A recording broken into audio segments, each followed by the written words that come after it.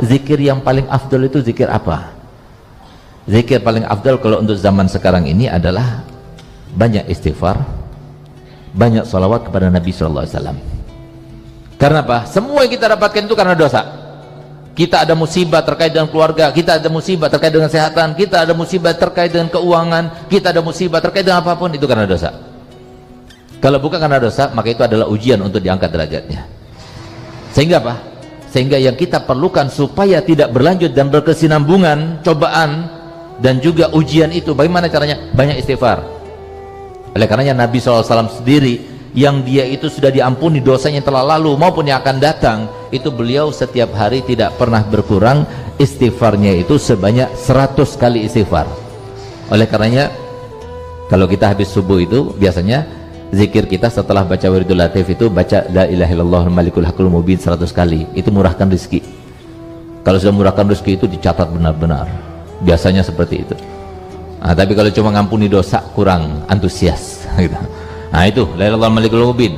Udah itu masya Allah la quwata illa billah 100 kali. Untuk apa? Katanya kalau baca masya Allah la quwata illa billah 100 kali, maka semua kenikmatan yang kita dapatkan tidak akan dicabut oleh Allah Ta'ala. Jadi anti bangkrut itu. Masya Allah la quwata illa billah, kalau kita baca itu anti bangkrut. Jadi terus bertambah, nggak berkurang tapi bertambah. Kemudian baca istighfar 100 kali. Untuk apa? Supaya kita tidak terkena ujian, cobaan, musibah dari sebab dosa-dosa kita. Kemudian kita membaca ya kafi ya mugni ya fattah ya rozak 100 kali. Itu saya dapat ijazah langsung daripada guru saya Habib Zain bin Ibrahim bin Smith. Itu katanya bikin sukih. Alhamdulillah saya baca itu 100 kali, makanya saya punya mobil kan gitu. Ayo kalau mau sugih baca ini. Tapi jangan kita membaca zikir berbagai macam zikir, maksudnya tujuannya supaya sugih. Sholat duha kenapa? Biar sugih. Baca surat Waqiah kenapa? Biar sugih. Baca surat Muluk pada malam hari kenapa? Biar sugih. Jangan.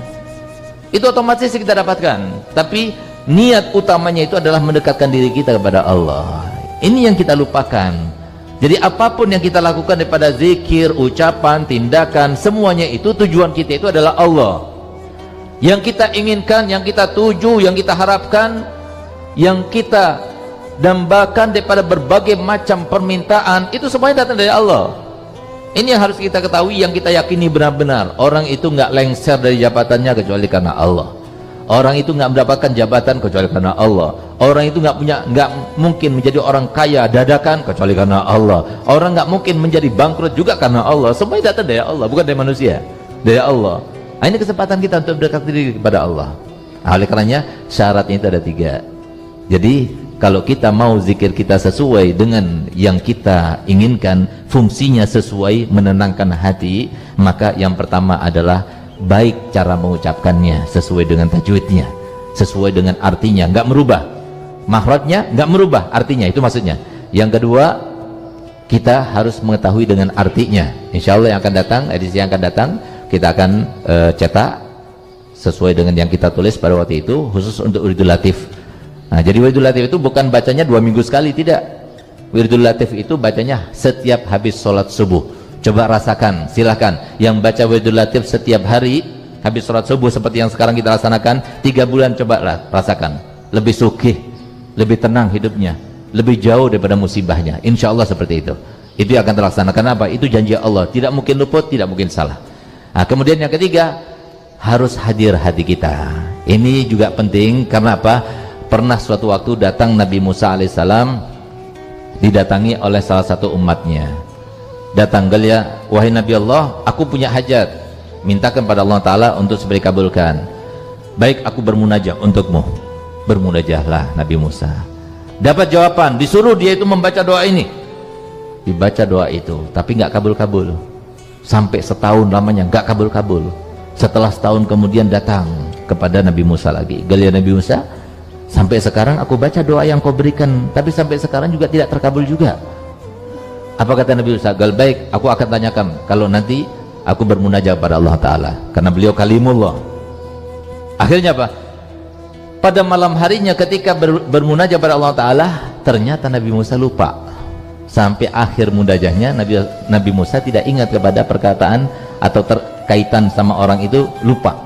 Tapi lihat siapa yang mengingat? Allah.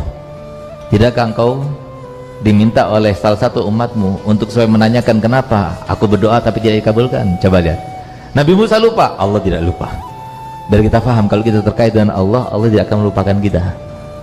Subhanallah. Gal iya ya Rabb, kenapa saya sudah berikan sesuai dengan yang kau ajarkan kepadaku untuk sampaikan kepada dia, tapi dia sudah membacanya selama 1 tahun tapi tidak dikabulkan?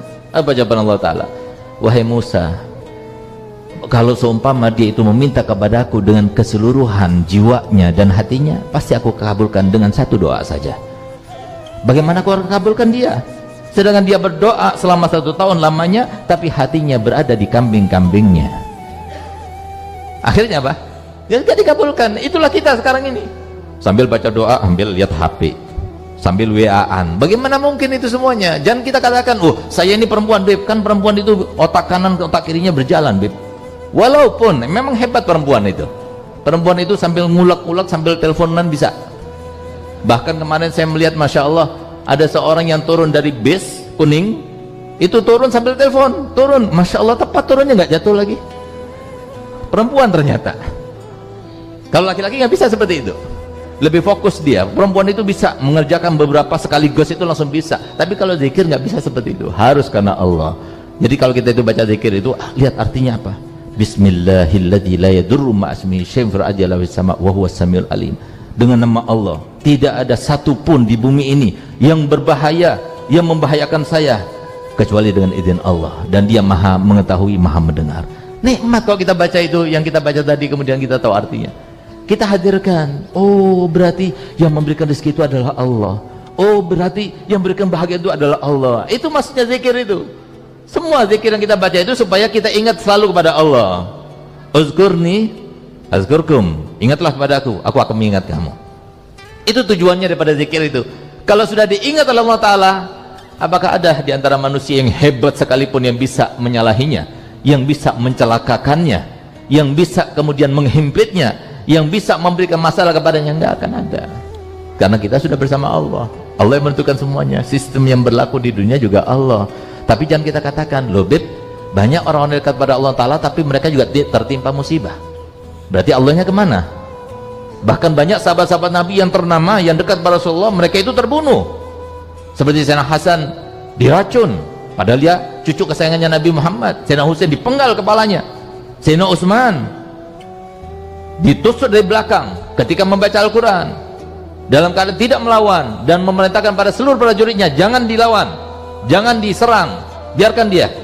Bahkan ketika Nabi Sayyidina Utsman bin Affan radhiyallahu anhu ketika akan dibunuh, pada waktu itu sempat ketika dia membaca Al-Quran tertidur. Ketika tertidur bermimpi Nabi Muhammad SAW. Ini yang kita harapkan. Dunia itu nggak berguna. Dunia ini semuanya sudah ditanggung oleh Allah Ta'ala, sudah ditentukan Allah Ta'ala. Cuma yang kita minta keberkahannya. Berkah dunia kita digunakan untuk akhirat kita. Tapi kalau dunia hanya mengumpulkan saja, buat apa? Itu beban buat kita. Gunakan untuk akhirat kita. Subhanallah. Yang berguna ini seperti ini, mimpi Rasulullah, kita dekat pada Allah, kita ada orang datang kepada kita meminta tolong kepada kita, kita bantu, dan kemudian dia itu mendapatkan hajatnya. Itu adalah kehidupan yang sesungguhnya, itu kepuasan batin yang sesungguhnya, yang kalau seumpama itu yang kita cari di dunia ini, ya seperti itu. Tapi kalau cuma dunia, apa yang kita dapatkan? Kita cuma diperolok-olok sama setan itu, bikin rumah lagi, beli tanah lagi, untuk apa semuanya itu? Beban buat kita nanti di akhirat. Semuanya akan ditanya. Tsumma latus'alunna yauma idzin 'anil na'im. Satu kenikmatan demi satu kenikmatan akan ditanya, sementara kita nggak ada amal untuk menyeimbangkannya.